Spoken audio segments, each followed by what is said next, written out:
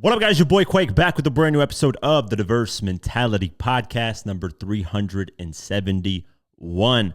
Shout out to all you that are listening, watching, and happy Thanksgiving. By the time this episode comes out, it will be Thanksgiving if you celebrate, so happy Thanksgiving to all of you. Sean Money interview, it is doing really well. Just in the past 5 days, we've generated over 400,000 views on YouTube. Which goes to show throughout this year, I've been suppressed on YouTube for whatever, I believe it's that AI translation that caused the issues, because the second I turned it off, all of a sudden we're getting views. So don't be surprised if you see some of the same older interviews being posted on the main channel again. I'm probably going to take some clips from Young Buck, take some clips from Hot Rod and D-Take and repost them down the line. So don't comment and be like, oh, Quake, why are you reposting old shit? The reason why is because the content didn't get pushed at all. That's the number one issue, and I'm glad it's starting to look like it's getting back to normal, because my channel was just getting destroyed for whatever reason. So I don't want to complain about that again, because I complained about that in the last podcast episode, but things are going good. I hope you guys are enjoying the interview. You know what's cool?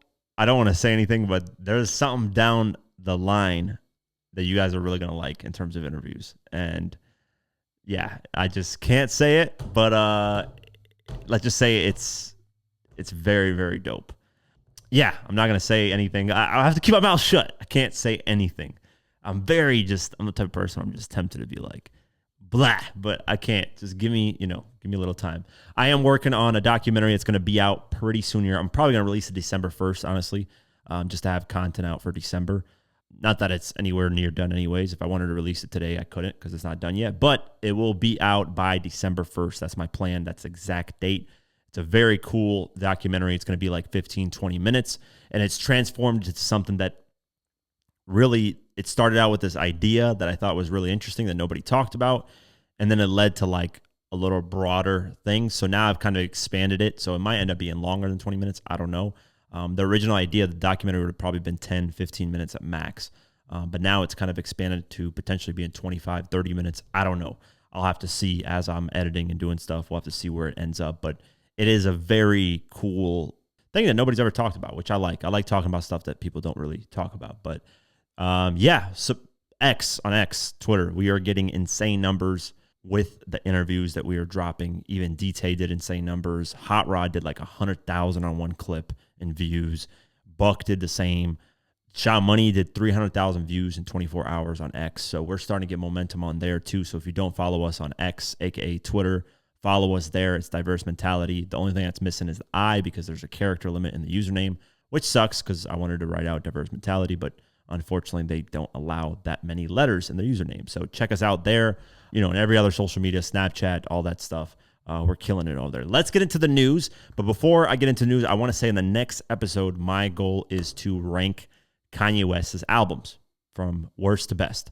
I've been listening to Kanye West's albums these past couple of days. So by then I'll have my list final. So you guys will get, an opinion / ranking. Because I know I want to do a lot more of those, but it takes a lot of time, listen to the projects, coming up with, because I want to be authentic to you guys. I could lie and just be like, okay, I'm ranking Kanye West's albums, and just give a fake ranking and say, this is my ranking. But no, I want to take time out, actually listen to these projects and decide what I feel is the worst to the best. So that will be happening Sunday, I promise you. Unless something happens in between these next couple of days that I can't control, then it will get changed, but I will be ranking the albums. So we'll start out with Kanye, we'll go back to Eminem, and then we'll do The Game's getting ready to release documentary 3. So I was going to do The Game, but I was like, let me wait until that album drops. He announced that he's dropping a Gangsta Grillz mixtape, so that's going to be really cool. It's called Every Movie Needs a Trailer. And the reason why he titled it that is because he's getting ready to drop the documentary 3, which is technically the movie. So he's saying this mixtape is just to get music out there, and it's his first Gangsta Grillz with DJ Drama. So yeah, it's titled Every Movie Needs a Trailer. Depending on when it releases, I might do an actual stream, like a live stream, and listen to it with you guys. Just depends on when it releases. I am no longer ever staying up late at night doing streaming. My sleep, I've prioritized my sleep, and it's really translated to other parts of work. Just my health in general, I prioritize. So I'm not staying up late like that anymore. Those days are kind of over for me. I don't want to. Maybe I'll make an exception here and there, right? If 50 Cent and Eminem drop a collab album, that's a rare exception, right? which might potentially happen. I'm going to talk about that a little bit later. But let's get into the news. And Nicki Minaj might end up losing her mansion over unpaid assault judgments. Nicki Minaj has faced no shortage of legal woes throughout her career. Now one of them is finally catching up to her. Back in 2021, the femc and her husband, Kenneth Petty, were sued by a Germany security guard named Thomas Wiedenmuller. He alleges that the couple attacked him backstage at a concert following a verbal dispute, leaving him with medical bills and long-term injuries. I felt a blinding pain in my head, neck, face, and jaw, he alleges. I could tell that instant that something was seriously wrong with my jaw, per the lawsuit. He allegedly had to have multiple surgeries and stay in the hospital for 10 days. Damn, that is fucked up. I now have 5 plates in my jaw. My jaw has not yet been fully reconstructed. The doctors must still insert implants to my jaw as part of the reconstruction process.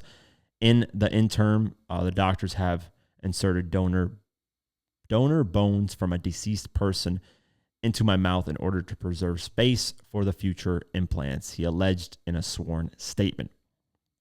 Reportedly, Nicki and Petty failed to respond to the lawsuit, and Wiedenmuller was awarded $503,000 of default judgment as a result. Wiedenmuller hasn't been able to collect his money, however, prompting him to ask Los Angeles Superior Court Judge Cindy to take some extreme measures. In October, he requested that the judgment be satisfied through the sale of Nicki's $20 million Los Angeles mansion.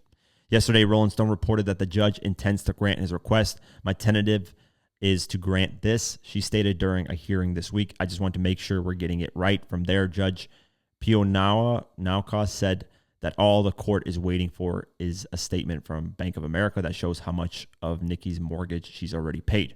As I understand it, that's the only piece missing. Everything else looked good. She noted a follow-up hearing has been scheduled for January 22nd, where Judge Pionauka will enter her ruling. That's crazy, man. So first, Nicki Minaj has a mortgage, which is insane. At the level that she's at, I don't understand how these celebrities don't just flat out buy the house like cash. Yeah, I mean, there's certain moments where it could be a dumb decision, right? You know, like right now, the market for houses is through the roof. If you buy it right now cash, you're more than likely the housing market's going to crash and you're going to lose money. Makes total sense. I don't know when she bought her house, but you know, how are you still paying a mortgage on that? That, you know, I'm sure I don't know. Let me actually see. When did Nicki purchase? Let's see. I'm curious. This is like where I get into the financial. When did Nicki Minaj purchase her Los Angeles home? Oh yeah, she fucked up. If this is the only home she has, though. She bought it December 2020. Well, I mean, that's not that bad. It's probably gone up in price. Because now they're saying it's worth $21 million. So $2 million. Yeah. So she would have bought that cash. She would have made roughly potentially $2 million had she had to sell it right now. So 2022 wasn't that bad of a year for homes. Granted, it would have been better if she had purchased it like in 2018, 2017, or whatever the case may be. But yeah, I just don't understand how some of these celebrities have mortgages. But that's a whole different conversation. Some of it makes sense because you don't want to, tie up your liquid cash to other things, blah, blah, blah. But for the most part, if I'm at that level, I own a fucking house. Like, that's not that hard to do, especially if I plan on living there for a really long time. That's probably the reason why they don't like flat out purchase it, because maybe they want to move around instead of buying something cash and maybe lose a lot of money on it, blah, blah, blah. If you plan on living there for 20, 30 years, the chance of you losing money on it is very slim. But if you plan on moving around every couple of years, then it doesn't really make sense to flat out buy it. But that's a whole different discussion. As far as the jaw thing, I remember this actually reminded me of my friend ended up getting in a fight with someone that was like pretty much an asshole to him, basically a bully. So I didn't really feel bad for this guy when this happened, but it was fucked up when I saw it. This is like one of the most gruesome things I've seen like in front of my face. Is my friend was fighting this guy and he somehow got him to the ground, and with his foot he swung it and kicked his jaw with his foot full strength, and his jaw was like dislocated and blood was like gushing out of his mouth. What ended up happening is I think he ended up like suing him because his dad was a police officer, and like that kid, I mean, my friend wasn't like well off. He wasn't rich, but he was, he was good. He was living pretty good. Parents had some good jobs, stuff like that. Better than me, at least. I was, out here, my parents were doing everything they can, but they don't speak English and stuff. So we weren't, we're in Section 8 damn near. But they ended up suing. So I don't know what happened though. I need to ask him about that. But it was gruesome as fuck. I mean, he was gushing out. I didn't know what to do. I was like, I hate seeing blood and gore and stuff like that, especially in person. So I was like, I don't remember what I did. I don't know if I ran away or I don't know what the fuck I did. I was like, I'm getting the fuck up out of this bitch because I had nothing to do with this. I remember I think he called the police and he ended up calling the police. My friend got I think some type of violence thing and they had to work out some things and his dad's a cop, so something happened. I don't know, but I know he ended up calling the police. Really fucked up though. Breaking your jaw is something that's a horrific experience, but that just reminded me of that. So hopefully this guy gets his money, man, because that's fucked up. At that point, that is insane. But I don't know if Nicki Minaj will have to actually sell her mansion to do that. They'll probably find ways to maneuver through that where they do end up paying him, but it's not through selling her house. But we'll see. That's the news on that. Another lawsuit with Nicki Minaj, and this time it is over a fan, an ex-Superfan, or a stan, whatever you want to call them. Nicki Minaj is currently in the middle of a legal battle with one of her former fans, Tamir Peak. In a lawsuit filed against the FemC, Peak alleges that she publicly humiliated him during a station head broadcast back in 2024. He accuses her of calling him one sandwich short of a picnic, claiming he clearly gets a check from the government and more. Earlier this month, it was reported that Nicki was dropped by her longtime lawyer, Judd Burstein. After I won the dismissal of Tamir Peak's defamation lawsuit against Nicki in Jersey, I declined the opportunity to represent her when Peak refiled it in New York. He explained, I believe that it would be inappropriate for me to discuss the reasons why I chose to decline the representation. As a result, Nicki asked the court for more time to respond to the lawsuit. She argued that she needed to retain and onboard another lawyer. In a letter written by business management company, the North Star Group, they stated that they had just learned about the lawsuit the week prior. The same day, Mr. Bernstein abruptly withdrew entirely from his representation of Nicki and her company without giving any prior notice. They also claimed Minaj and her company intended to appear and defend themselves in this matter, and we are requesting a stay of proceedings, including all deadlines and further motion practice, so that Minaj and her company may have time to find and retain new litigation counsel, have counsel review the case file, confer with their new counsel, and prepare any responsive filings in an orderly manner. The judge has made a decision. Nicki has been granted 45 days to secure a new legal representation. She must update the court on her progress by December 13th and have someone locked down by December 28th. So, yeah, just basically an extension to give her a little bit more time. But, when a celebrity specifically like names a regular person, that can potentially ruin their life. I mean, I've seen lawsuits of Snoop Dogg making fun of people online just because it's a video he thought that was funny. And he got sued and, problems out of that. I remember 50, this is a long time ago. This is back when 50 was using like video on his Instagram a lot. And when videos are like 15 seconds on Instagram or 30 seconds, he went up close to like a kid at an airport who had like some type of disability. I forget what it was. And he was like, man, what the fuck? Like you kids are on all kinds of drugs. He just randomly came up to that kid and said that.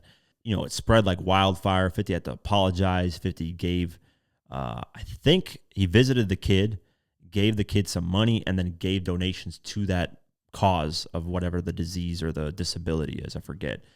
So he had to it was a PR nightmare. He had to clean all that up because it was like a dumb move. So when a celebrity does point out a specific person who's not a public figure and, attacks them and mentions their name, that could ruin their life potentially. So, you have to be I'm surprised that celebrities are not weary of doing that, but I don't know, man. Some people are just not aware or just they kind of get into their emotions and they decide to attack and go crazy. But what ends up happening is lawsuits and potentially losing more money for really just you getting mad over something so small. So we'll see what happens moving forward, and we'll get an update as time goes on. Lil Yachty decided to talk about Eminem technically dissing him, and this is a long time ago. This is when Eminem released the Kamikaze album, and I believe on the track, let me see, what track was it, man? Do you have any idea how much I hate this choppy flow everyone copies, though? Probably. So I can see why people like Lil Yachty, but not me, though. Not even dissing, it just ain't for me. All I am is simply as MC. I forget what the fuck song. The Ringer. There you go, The Ringer, bro. I love that record. Actually, Kamikaze is the last really great Eminem album. Besides the last two tracks, I think Bad Girl or Good Girl, whatever the fuck those tracks are called. Those tracks I don't like, but everything else I love on that album. But yeah, Lil Yachty talks about that moment of, Eminem really didn't diss him. He says, Do you have any idea how much I hate this choppy flow? Everyone copies, though, probably no. I can see why people like Lil Yachty, though, but not me, though. Not even dissing. It just ain't for me. All I am is simply MC. This is just a cup of tea. I forget what the fuck he says after that, but Eminem shady. Yeah, but that's, I fucking love that record. I don't know. I got to go listen to that after this. Let's play the clip of Lil Yachty talking about it. He is on That's So Raven, that Raven Simone's podcast, it seems like, with somebody else. And he talks about it. So let's play it. I was just going to ask you your thoughts on Eminem. Well, nobody talks about Eminem. He's a GOAT. Yeah. We can talk about Jack Harlow, though. Eminem is a GOAT. Don't touch him. Eminem actually dissed me. Oh, really? But I thought it was amazing. In a good way. Well, no, if you say my name, it's like, you could have said anyone's name. So you saying my name, I'm like, that's fire. That's kind of fire. Yeah.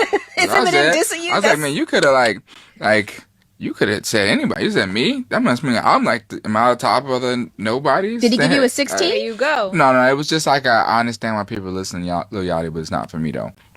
Oh, that's not bad, though. That's not too bad. I wasn't mad at it at all. I was like, fire. Like, Eminem broke down boundaries. Yeah. And if you get dissed by Eminem, that's well done. That's a top tier diss. I'll fucking take it. Yeah. Any day of the week, I'll take it. Without a doubt. Eminem is saying your name. Yeah. Yeah, I mean, if not the biggest hip hop artist, or just artists in general, because Eminem in general is a huge artist, mentions you, obviously, which is cool. I'm kind of mad that Academics got a shout out, and like as a content creator, it would have been dope if I hope I'm in one of those rhymes sometime, man, because he says, he mentioned Academics in one of the rhymes, which is kind of crazy. To get it mentioned by Eminem and one of the bars is insane. But yeah, I think he mainly responded to haters, which is unfortunate. I think so. I got to critique him and just basically shit on his next album. Maybe he'll shout me out and say something negative towards me. I think that's the only way you're going to get a shout out is actually, well, I mean, Lil Yachty wasn't negative towards him, but, it's very slim. I think Dr. Dre kind of shouts out Quake. He says, so crack a bottle on Crack a Bottle. He says, beats hit like Quake go or something like that. And nothing, speakers away from your face though. Whatever he says of that in his bars on Crack a Bottle. But he said it. Beats hit like Quake. Let me see, man. Let me fucking find those bars. Because he does. And at that time, I did have the name Quake, man. But it was on the website. People don't really know me that well. Beats hit like Quake go or some shit like that. Yeah, so he says, decisions. Garage look like precision collision. Or make go. Beats Quake like Waco. Just keep the bass slow. Speakers away from your face, though. Shout out Dr. Dre, man. He said Quake in the bars. I'm about to annotate this on Genius and say he was mentioning me just for clout. That's all I'm going to do. But yeah, that's really cool, man. Yeah, I wouldn't take it as a big deal. I think Eminem dissing you is just kind of his, he's always done that. He's always played around with people's names. Why not, man?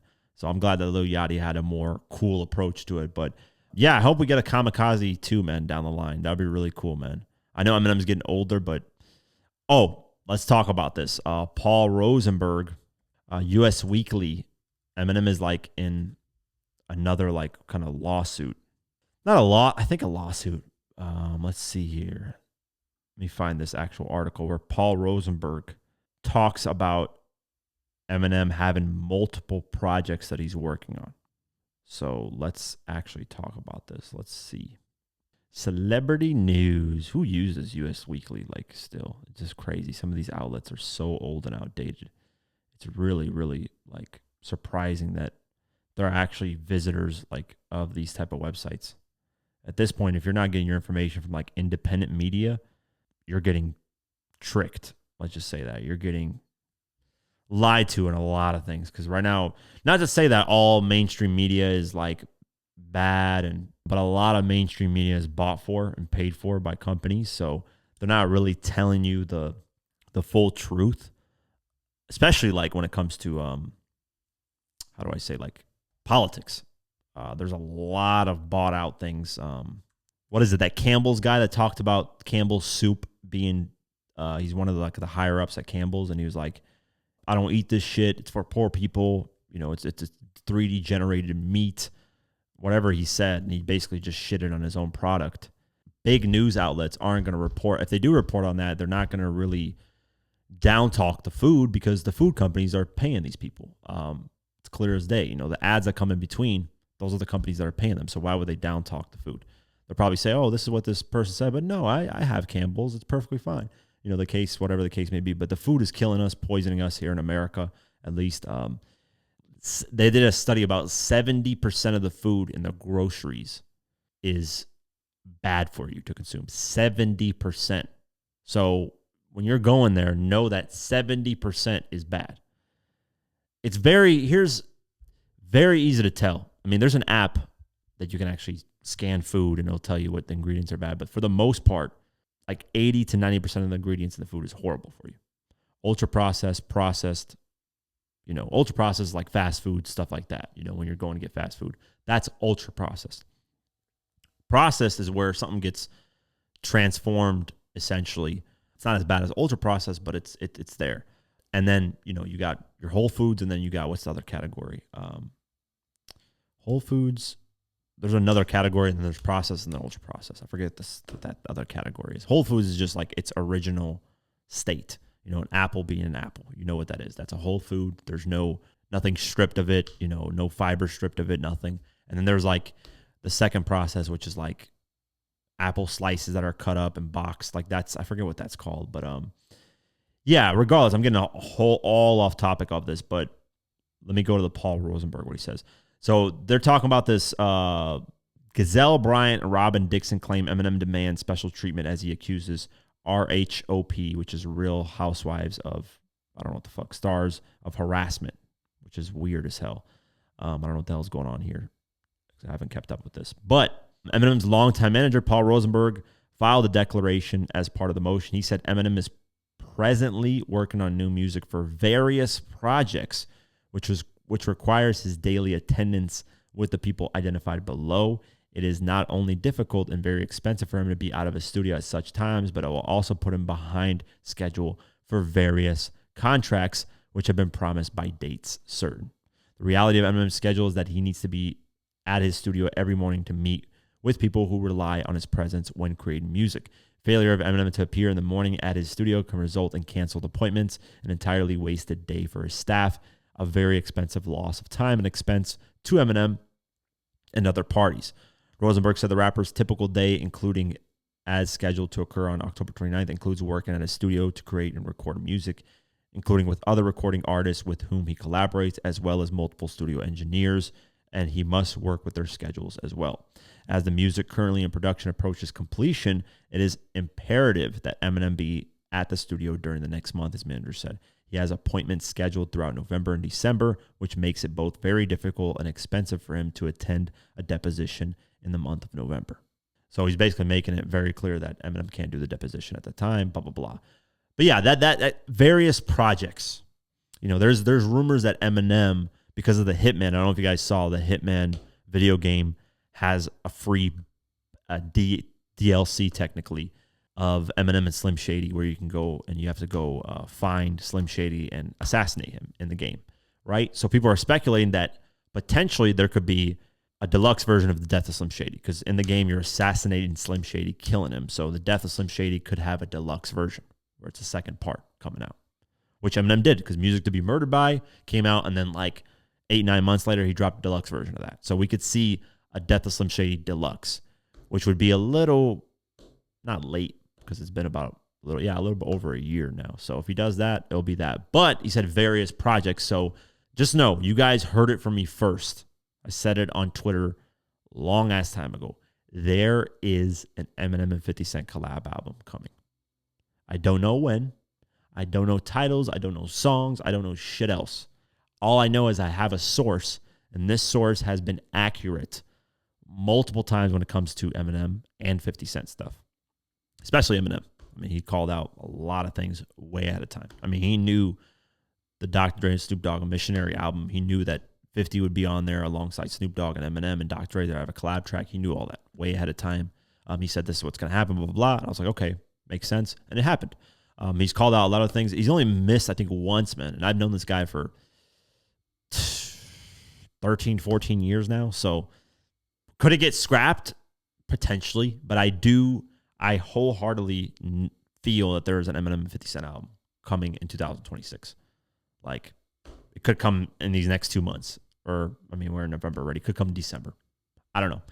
We'll see. But regardless, that's very interesting. And yeah, went from Lil Yachty to this, but really cool. And we'll keep our eyes posted on anything relating to Eminem and his music.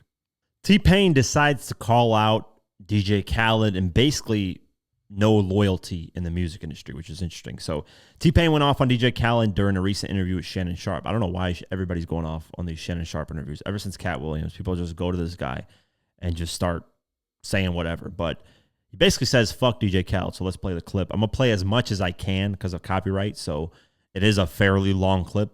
I might end up having to clip some parts out, but we'll see. Nobody is your brother. I've had DJ Khaled. Everybody done told me I'm your brother. Do not believe that shit. Lord have mercy, Kane. That is the Man, you know you're going to get me in trouble, man. You're going to get us in trouble. What you mean? How going to get us in trouble? All that, but no, I mean, when I say shit like DJ Khaled, it's very apparent. Yeah. Like DJ Khaled knows how to move. He knows how to, do things with different people and shit like that. But it's like, it's not a DJ Khaled type of thing. That's just the first person I can think of. This is the industry, man. This is most things in life. People, not everybody, right? But a majority of people only rock with you when they need something from you. The problem is people calling each other brother and pretending like, oh, we're close friends. We rock with each other like that. We fuck with each other. Yeah, I got you for life, dog. That's that bullshit. I don't do that with people. Like, I make it very clear that right now we are doing business, and this is potentially the only time we'll ever talk to each other. Potentially. I'm not an asshole about it, but hey, Get Rich or Die Trying documentary, a lot of those people on there I haven't talked to since. Actually, let me think. Yeah, I don't know who out of those. There's a few that I haven't talked to since. And it's no disrespect to them, but we know, hey, it was for this. Outside of that, if I need you for something else, I'll hit you up again. But we're not like buddy and close friends and, yo, you're my brother. Blah, blah. None of that. With me, is there a potential chance we could potentially do more work and you could potentially become a brother-like person to me? Yeah. I mean, I've had people that I started with business, all of a sudden they're close friends of mine, and I talk to them almost every single day. So that's a possibility, but I've never sold the idea of like, hey, you're my brother, dog, I fuck with you and through thick and thin. Like, nah, that's that bullshit that the music industry does, that every industry, essentially, music industry especially, though, it is filled with some of the fakest, corniest people ever. And I've run through so many fucking people just lying, bullshitting, taking money, saying this. And, a lot of people have mentioned this, man. I was just on a phone call with someone who manages one of the biggest artists ever in the world. I was on a phone call with this guy. He manages, and he says, I am so tired of rappers. They lie. They try to set things up. They do this. They take money. They don't show up. And he works with some of the biggest artists ever in the world. And he's like, the music industry is like, I'm tired of this. He's like, I don't want to do this stuff anymore. But yeah, just a dirty, dirty industry, man. Unfortunately, a lot of people are just bad people that just want money, that just want to crush you and get whatever they can out of you if you're hot at that moment. And that's how it is, man. And that works in every industry, but music industry is probably the worst. Because I know in the YouTube world, like when you're hot, like everybody's going to fuck with you. And if you fall off, like for me, for example, this year I had one of the worst years ever. Now, was it really my fault? I take some blame, but, I had the AI bullshit, had my dad dying, had the back injury from my accident that took a couple months off of me from the accident I had. It ruined my whole back. And that really just caused me to spiral down. And I noticed, wow, this guy that was, doing this or hasn't hit me up. Once they saw the views drop, some people just stop talking to you. They're just like, this guy's not really doing anything anymore. That's what they assume, right? Little do you know, you're cooking shit behind the scenes, whipping that pot up, coming back to smash on these motherfuckers. Sorry, I'm going off. But yeah, you get the point. It's like, there's people that see a little downfall and they get the fuck up out of there and think you're spiraling down. There's some people that stick with you and still rock with you. And T-Pain's done a lot for he wasn't saying specifically, I mean, he did say fuck Khaled, but he's saying like in general, he just kind of threw Khaled's name out there because he's done a lot of records. All I do is win, no matter. I'm so hood. I write my pants below. Like a lot of T-Pain hooks on some of the Khaled classics. I rip my pants, but I'm my waist, but I'm dance, but I'm face. From your hand, you're putting in the hate. I'm so hood. I love that record. But yeah, really, really honest approach from T-Pain, Convict Music. Shout out to Akon. But yeah, interesting take, and I agree with him. All right, let's talk about this Twitter/X thing that's going on online because it's caused a lot of stir with Kendrick Lamar and Drake fans. To a certain extent, I don't understand it because some of it doesn't make sense. But to a certain extent, I do understand it because some of it really does make sense, right? So let me break this down. So Twitter, aka X, they released a new feature where you can go on someone's profile, you can click on their join date, and you can see where their Twitter account is based in, right? And like for me, it'll show United States because I live in Atlanta, Georgia. Makes sense, right? You know, from someone else you see Canada, from someone else you see Mexico, from someone else you'll see Poland, from someone else you'll see South Asia, some places you'll see India, whatever, right? Now, one, I like this feature because it really starts to expose people more. Because what it's done is it exposed people who are like a lot of people who are like into politics, right? Who throw agendas out there, especially to American politics, because a lot of people around the world, for some reason, and I get America's the powerhouse, they're the leading empire right now. So it makes sense for a lot of countries to be interested in our politics. I kind of get that, right? But on social media, you'll have like full-blown accounts that are pushing certain narratives and they don't even fucking live in the United States. That's the problem. And that's the same shit with hip-hop. So let me explain why. There's no problem if you're a hip-hop fan and you're just talking about your passion for hip hop, right? You live in Poland, you live in India, you live in Mexico, wherever the fuck, right? You live and you just want to talk about hip hop, you love hip hop. No problem with that. I think anybody getting mad at somebody being outside of America talking about hip hop is probably racist and a fucking moron. That's really the breakdown of it because who gives a shit? Hip hop is worldwide. There's no limit on it anymore. There are artists that make hundreds of thousands to millions of dollars touring worldwide because there are hardcore hip hop fans all over the world. Some are more hip hop fans than people in America and more knowledgeable than people in America. That's just the reality of it. I've traveled. I'm not even born in America, but I've lived here basically my whole life, so I am American. I mean, I was here since 4 years old. I'm 30 now. 26 years in America. I'm basically American to a certain extent. And my kids are going to be born here in America, so you get the gist of it, right? But those overseas people, man, they're very passionate about it. But there's some people that know way more than a lot of American people. So the issue isn't people that talk about hip hop and give their opinions and stuff that are outside of America. No problem with that. The issue is when you're cosplaying or you're pretending to be from somewhere you're not. And a lot of accounts have been exposed because there was, I think, a Kendrick Lamar fan account. And I'm not specifically pointing out Kendrick Lamar because there's Drake accounts, there's Eminem accounts that pretend they're from America. I found a huge Eminem account that's located in India. And the motherfucker was talking, oh, I'm in America. I know Eminem is like, he was literally, there's quotes where you can see, I'm American. You can, I live here and Eminem is the greatest thing, blah, blah, blah. So there's people that were fake pretending to be from America and saying, hey, I'm from Compton. And I represent, I know what Kendrick's about. I fuck with Kendrick. I'm from Compton. He's looked out for the streets for me. And you come to find out this motherfucker's located in India or this guy's located in France or nowhere near the fucking area that they're talking about. That's the problem. The people that are pushing agendas pretending to be either black by saying the N-word, because a lot of them got caught saying the N-word, and majority of them are more than likely not black at all. Not saying that black people can't be in Poland or in India or in Europe or whatever location, because obviously there can be, but the chances of it are drastically reduced, like drastically.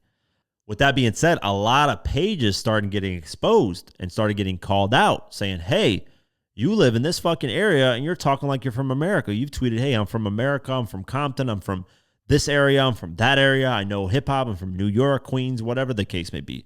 And these motherfuckers ain't from there. There's some people getting exposed. They're from Ghana and Africa and all kinds of crazy ass places acting like there's a guy who was acting like he was from Brooklyn, New York, defending Jay-Z, saying Jay-Z's the greatest. I'm from blah, blah, blah. I think it was Jay-Z. I could be wrong. Actually, no, this guy actually wasn't. I had so many artists that I was looking at. This guy actually wasn't pretending to be any like defending any rapper. He was just pretending to be from New York. They actually found out he was like pushing a narrative of like New York politics. Yeah, so I confused that completely. Jay-Z doesn't have fans outside of America, so what am I talking about? Joke intended, But yeah, basically he was pretending to be from Queens, New York, or Brooklyn, or wherever the fuck, and he's not even from here. He's in a whole different location in Africa. Like, so I'm glad that this is as a feature is out there because one, it exposes fake accounts a little bit more.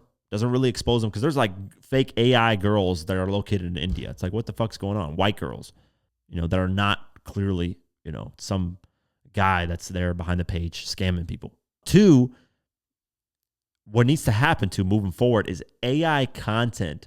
I think the first social media platform that doesn't allow AI content at all is going to flourish because we're going to get an influx of AI content. Right now, the Google, whatever the fuck it's called, Google Duck, whatever the hell that new fucking Google thing is, they're generating AI images that are damn near like 99.9% realistic. It's very hard to tell. Like now I'm even going to be slowly tricked into thinking something's AI or not. Like now I can't even tell. And I have a very good eye for AI and seeing if it's real or not. Like very good eye. I can tell when shit's AI in a split second.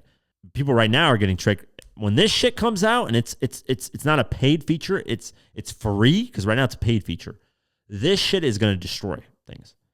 With that being said, revealing the location and potentially banning AI from being on social media is going to be a huge help. Right now, the revealing location, I think every platform should implement that. Even Facebook, Instagram, TikTok, because you can't pretend to be something from a different location and you have nothing to do with that location. That's the issue. And I saw some hip hop, I think the page is called Hip Hop by Numbers. Shout out to that page. They do like statistics of each like sales and artists and what they've done and accolades and awards. And that account got quote unquote exposed for being based, I think, in Europe or something like that. And somebody was attacking them. Oh, these hip hop pages aren't even from America, but that page isn't cosplaying to be anything. It's just giving us hip hop statistics and numbers. There's no problem with that. Like, what's the issue with that? That the person is located overseas talking about hip hop numbers. Who gives a shit? That's like, that part is where I see the racism and just the, oh, you're a culture vulture. You're not from the culture. Get the fuck out of here. That part I disagree with. Because if you're not harming anything, you're not pretending to be something. He said, I think, he's Australian, I think. Yeah, so he's mentioned it a few times that he's Australian. Regardless, this took like huge, storm. And you got Kendrick and Drake fans going at each other again, saying, look at Kendrick fans. They're all located in India. They're not even from here. And they're talking all this shit. And then you got Drake fans. Look at all these Drake fans. They're not even from America. So it doesn't matter about being from America or not. You can still appreciate hip hop as long as you have respect and you don't say the N-word or try to be somewhere, pretending some location you're not. Those are the fucking problems. That's the problem, is when you're pushing narratives and you're saying the N-word and you're pretending to be of a location you're not. You have no idea about being in Compton and pretending to be that. That shit that like a fucking 10-year-old does on social media, which I wouldn't be surprised some of these pages have behind them 13-year-olds or 14-year-olds. I would not be surprised. But yeah, I remember when I was a kid, bro, on YouTube, I would say, bro, I'm fucking Queens. Like, I would say shit like that. I would never use the N-word because I'm not fucking a moron like these fucking people are pretending to be black. But I was like, man, I'm from Queens. I know what 50s, like as a kid, you do some dumb shit like that, right? That's excusable. But still, to a certain extent, it's like, own up to what the fuck you said. And some have, apologized. I said I wasn't supposed to say that, blah, blah, blah. So I'm glad with this feature. It's a great feature. And I hope there's more transparency of where accounts are coming from because there needs to be, because there's going to be too much fake accounts, too much bullshit going on, and it's going to ruin a lot of things. But that's kind of the gist of the Kendrick Lamar thing that's going on with the Drake and all these social media accounts. It's a shit show, but it's needed. It is needed, especially. But that's my take on it. 50 Cent wasn't capping. It looks like he is getting ready to release his new docu-series. Yes, docu-series about Diddy. No joke. Netflix announced it. The trailer even dropped briefly. It's like a very short trailer, somebody talking. And it is coming out, I believe, December 3rd. So let's go over the article. 50 Cent has been teasing a docuseries about Diddy's downfall for months, and now it finally has a release date. According to Pitchfork, the docuseries is titled Sean Combs: The Reckoning, and it drops on Netflix on December 2nd. Fifth Executive produced it and was directed by Alexandria Stapleton. I'm grateful to everyone who came forward and trusted us with their stories, 50 Cent said of the upcoming series, and proud to have Alexandria Stapleton as the director on the project to bring this important story to the screen. This isn't just about the story of Sean Combs or the story of Cassie or the story of any of the victims or the allegations against them or the trial, Stapleton added. Ultimately, this story is a mirror reflecting us as the public and what we are saying when we put our celebrities on such high pedestal. I hope this documentary is a wake-up call for how we idolize people and to understand that everybody is a human being. Reportedly, the docuseries will feature interviews with those formerly in Diddy's orbit. In July of this year, he was found guilty of transportation for prostitution. Following an 8-week trial, he's found not guilty of racketeering, conspiracy, and sex trafficking. In October, Diddy was sentenced to 50 months behind bars and fined $500,000. Up until this month, he was set to be released in May of 2028. Now he'll have to wait until June of that year to get out. Reportedly, this is due to various alleged violations of Fort Dix rules. Diddy is accused of drinking homemade alcohol at the facility, taking part in 3-way phone calls, despite them being strictly forbidden, and more. So this is an interesting, different approach because I think 50 releasing this with victims spewing out accusations that potentially aren't true because, you know, he's only been hit with the Cassie situation, I think, in the trial, if I can remember correctly. So you have to, like, if you're going to release a docuseries to that level, to that extent, and have Netflix backing it, you got to be very legally protected because Diddy could just throw a lawsuit out there and say, look, this guy's trying to, you know, make my image even worse and blah, blah, blah, you know, because 50 has technically a gripe with him, you know. But yeah, it looks like it's taking an approach of like, but how did a celebrity get this special treatment to get away with this stuff? Essentially, that's what it's seeming like. And I think that's a very unique, different approach because I don't think it's accusing Diddy of something, but it's also, you know, saying like, hey, people to a certain extent that get this much power can get away with certain things and do certain things. So it's interesting. I really want to see what approach this is taken by. And I actually will probably give a review of the documentary or the docu-series when it's out. I think it'll be very interesting to see the angle that they do this in, you know. I think academics throughout there, 50's baby mama, Daffy and Joy should be in there as well. They're not like, I mean, if that's the problem with academics, you just be spewing that mouth about stuff and not even reading anything that's going on. But, you know, they're not just focusing on the victims and just talking about the victims, you know, because she would be in there. I would, you know, 50 would be a dummy to not put her in there, you know, but I don't think it's that, you know. So yeah, we'll see what it is. I think 50's got something planned. I mean, there's no way he doesn't. I think he is using this moment to completely, he follows the 48 laws of power very well. And when you destroy completely. That's always been a law he's always followed. So he is looking to take down Diddy. And I'm pretty sure, man, if something happens to Jay-Z down the line, 50 will be the first one to spearhead that. I think he wants to be, and he is up there as one of the greatest New York rappers or just New York entertainers, period. He's up there with Diddy and Jay-Z, but Diddy's kind of completely destroyed his image, destroyed everything. Now it's really just 50 and Jay-Z. You know, now when people say, oh, the New York rappers and the big business moguls, they're not going to mention Diddy anymore. It's just the stigma that's come with it now. You know, because before they'll be like, man, these hip-hop moguls, you got the Diddys, the Jay-Z's, the Dr. Dre's, the 50s. Now they're not really going to mention Diddy anymore. Now, what's crazy is a long time ago, Dr. Dre put his hands on a woman and beat the you-know-what out of her, but that was such a long time ago that people have just kind of, and Dr. Dre's done so much since then that people just kind of wash it away. But Dr. Dre has that history. Yeah, it's crazy. But we'll see what happens with this docuseries. I definitely will check it out and give my thoughts on it when it gets released. Travis Scott has done an insane record on his tour. He has the highest grossing solo rap tour ever. Let's go over this. Travis Scott has reportedly broken the record for the highest grossing solo rap tour of all time after concluding his Circus Maximus Tour last week. According to Billboard, the concerts brought in $265.1 million with 2.1 million tickets sold. The world tour begins in North America in October. The world tour began, in North America in October 2023 and finally wrapped up in Mumbai, India on November 19th. This is fucking nearly a 2-year tour.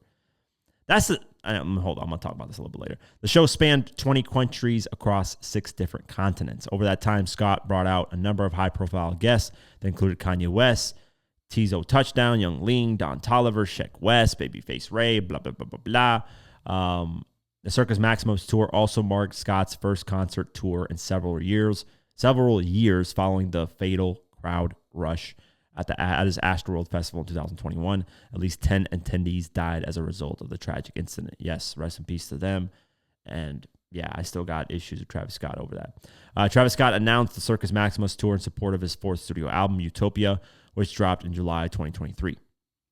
Yeah, let me see if I can find, according to Billboard. Yeah, so he become the highest grossing solo rap tour. So it is him solo dolo, no co-headline. I mean, he's brought out guests, but it's been him. So yeah, that's a huge, huge feat. But, and here's the but, there needs to be like a time limit on these tours, I think. Because like look at The Weeknd. He's had like a fucking, like how long has his fucking tour been, bro? You could easily break records if your tour is like, oh, I'm going to extend this tour for 3 years and say it's part of this tour. Like, come on. 50 could have done the Green Light. You know the Green Light Gang tour that he had worldwide? He had like 2 separate tours of that. He could have added that to the final lap and got another $80 million to $100 million and said, that's my tour. I just generated $200 million. You know, like, you know, that's what, it's a way of like playing with numbers where you're just adding it onto one tour. I think there needs to be like a time frame, like, okay, this is my tour. 6 months, I'm traveling all over America, the world, blah, blah, blah. You can make that happen in 6 months. In 2 years, though, we're talking a little over 2 years is your tour. I get it. You're traveling overseas. You're going to different continents, but it shouldn't take you fucking 2 years to do that. There are artists that were doing these fucking tours in 6 to 8 months to maybe a year max. Let me see The Weeknd. Let me see what this Weeknd tour, because I remember it being like fucking a long ass time. Same like Travis Scott's. I think it's this After Hours Till Dawn. Yeah, like look at, this is the tour. This is his tour that has generated, by the way, $1 billion. It still hasn't ended. The tour started July 14, 2002, and the end date is September 6, 2026. 4 fucking years. And I guarantee you he's not touring every single day, and it's like spread out dates. Look at this. Look at this shit. This is what I mean. This is manipulating numbers and saying, oh, my tour is the highest now because of this. Look, 2023, he does, in London, he does July 7th and July 8th. Then goes July 22nd, 23rd. So he takes 3 fucking weeks and then goes to France to do those 2 dates. Then takes 2-3 days, goes to Italy. Then takes a whole month to go to England. Then takes a whole 2 months to go to Brazil. And it's counting as part of the fucking tour. That's cheating. Like, that's, like I said, 50 could have just added his Green Light Gang tour and added all that up and said, hey, look at my tour, guys. I've been touring since 2021. Like, there needs to be a time frame. Like, you can fucking tour all these places in a month and a half. This guy took, since July to October, took, what, July, August, September, October. 4 months to tour 5 places. 4 fucking months. And he added a part of the tour. Now, that's not it. That's not it. We're not done yet. You add in 2025. So you have a whole, from what I'm seeing here, venue records of After the Dawn tour venue records. Let's see here. From what I'm seeing here, he took a whole hiatus in 2024. He didn't tour. Billboard reported, blah, blah, blah. So it launched 2025. Yeah, so I don't think in 2024 he toured at all. So he took a whole hiatus. Actually, let me see. October, let's set list. So he did a tour in 2024. October 2024. So yeah, he's been touring, right? Look at the shorts. So he started in 2022, did these dates in the United States and Canada from July till November, which is a long ass time, by the way, to do some dates. He's literally missing like days, weeks, you know, and then doing these dates. And then 2023, he did June till, which this he actually did like back to back to back. He actually did these dates. Like, this is a tour, right? He started, but this is the problem. He starts in America, takes a whole year hiatus. In 2023, then he goes to Europe, then a whole hiatus of another fucking year, and then goes to Australia, and then a whole hiatus of another year, and then goes to other areas, mixed in with some America, United States, some Canada, and then now he plans on 2026 to go to Mexico and all these other locations, and it's all counting as one tour. Like, come on. That's legitimately like cheating. Like, how does that tie into one? And I'm sure it's the same shit with Travis Scott, not to discredit him, but this tour started in October 2023. It has ended. At least this is not as bad as The Weeknd, right? Going from 2022 to 2026. That's 4 fucking years. At least Travis Scott is 2 years. I got to actually look at let me actually see his dates, his Circus Maximus Tour. But even him, 2 years, it shouldn't take 2 years to do these dates. It should not. Old artists back in the 2000s would fucking do these dates in 8 months to 10 months max and be done. That's a fucking tour. Take max a year. So he started October 11, 2023. This is all America dates. He went to Canada, America, Canada. Then 2024, America, Canada. And then in the mid of 2024, he started going to the Netherlands, Poland, all this shit. And he actually took some hiatuses. Look, so you're going and finishing these areas in like Lisbon, Madrid, Frankfurt, whatever.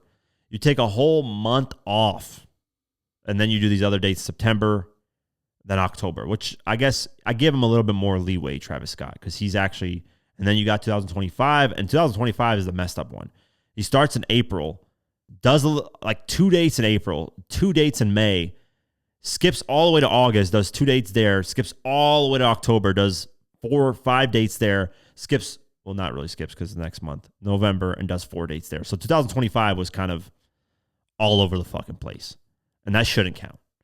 Like his 2025 dates shouldn't count, which would take away probably another $50 million maybe. I don't know. I'm just throwing out numbers out there. I would assume. So you can count his 2023 to 2024. I'm willing to give him that. He had pretty condensed dates. He took a hiatus in 2024, though. He started January, and then in June, he gets back to touring. So you have a whole fucking 5 months of you just relaxing and not touring. You know, when I think of a tour, and I would think you think the same thing, right? When somebody's touring, they're practically gone for the whole year because they're out about touring. They're not taking hiatuses. Yeah, you take a couple days off, maybe a week here and there. I get it. Makes sense. But like artists would do tours 8 months, they would tour the whole fucking world and be back. Done. There's your tour. That's it. That makes sense, right? But these artists are like doing these like, yeah, I'm doing these shows. I'm going to put it into one tour. Like The Weeknd is definitely cheating the system. Like him way worse than Travis Scott, but Travis Scott to a certain extent as well. But whatever, round of applause. You know, he gets his credit. I think these artists, they're moving these dates and skewing these numbers and adding it to the same tour to act like, look at my tour. It did $400 million. But yeah, I don't know, man. There needs to be rules to that and what records are breaking. Like how long does that tour, you know, allow to last? Same with like these songs that Cardi B added on her fucking album. And all of a sudden she has a double platinum album on songs that came out 4 or 5 years ago. Like, why don't we have guidelines and rules to this stuff? It's really ridiculous. But hey, if you can find a way to cheat the system, fuck it. Make yourself look better. But round of applause, Travis Scott. You did your thing. And I'm not even hating. Honestly, I'm not hating. I'm just saying there needs to be like if you're touring for, look at Weeknd, 4 fucking years on the same tour, and you're still counting that towards that tour numbers. Like, no, this is not the same tour anymore. You're doing something totally different. Like, come on. He's probably going to drop an album by the time the tour is even over, before it's even over. So there you go. You're in a whole different tour then if you drop an album. But yeah, that's my take on it. Shout out to Travis Scott, though. Great numbers, especially solo. I do give him props for that. Solo doing this, you know, from what I'm seeing, solo, very hard. He has no, let me actually see 100% of it solo because they'd be capping on some of these things. Support of his 4th album, Utopia. Tizo Touchdown served as the opening act in the first leg, and Young Ling served as the opening act. While, so he is like the main star. Like, you know, having some opening acts at Tizo Touchdown doesn't really count. As, you know, if he had like 21 Savage or like how Drake had 21 Savage or these other people, not equally as him because Travis Scott's a pretty big artist, but, you know, up there, like if he had, I don't know, fucking J. Cole on there or some shit, it would make sense, right? But yeah, he is basically solo, big name, big tings. So yeah, shout out to him, man. Great feat. Billboard Hot 100, let's get into it. Taylor Swift is still number one with this Fate of Ophelia, whatever the fuck. Weeks number 7, so it's clearly number 1 hit. Golden is still number 2. Hunter X, whatever that name is. Ordinary, Alex Warren, number 3 still. Man I Need, Olivia Dean, number 4 still. Opeliite, Taylor Swift, number 5 still. Mutt, Leon Thomas, number 6 still. Daisy, Justin Bieber, number 7 still. All I Want for Christmas Is You, Mariah Carey, number 8 still. Folded, Kalani, number 9 still. And I Got Better. Actually, no, these songs actually dropped. Folded, Kalani, number 9 went down. Used to be number 7. Daisy's, Justin Bieber went down as well. So sorry about that. I Got Better, Morgan Wallen, number 10. Let's go down this list, see if we can find some hip-hop at least. Chris Brown, It Depends. Bryson Tiller, number 17. Went down 1 number, but hey, had a peak at number 16. That's not bad. If that's the peak, then it is what it is. Going down the list, let's see. NF Fear, I guess he's hip-hop. They debuted number 35, so shout out to him. Let's see. WGFT Gunna, number 45. That's climbing it. That's actually going down, but I'm sure it'll start to climb up. Feliz Navidad. That's number 29. Damn, all these Christmas records are climbing up. BX The Plug, Hell at Night, number 51. NBA Youngboy, Shot Calling, number 61. NF and MGK, Who I Was, number 62, debut. Cardi B, Earthtown, number 66. Summer Walker and Chris Brown debuted at number 68. Baby, that song. Summer Walker, number 69. Sorry, NF with James Arthur, debuted at number 70. Tyler, the Creator, Sugar on My Tongue, number 73. Metro Boomin, Take Me Through There, number 74. Summer Walker, MFT, debuted at number 79. Summer Walker, 1-800 Heartbreak, debuted at number 80. G Herbo, Went Legit, number 84. NF, Give Me a Reason, number 85, debut. NF Home, number 86, debut. Cardi B, Safe, number 87. I think that is it. Baller, Summer Walker, number 96, debut. Yeah, that's it. And that's it for today's episode of the Diverse Mentality Podcast.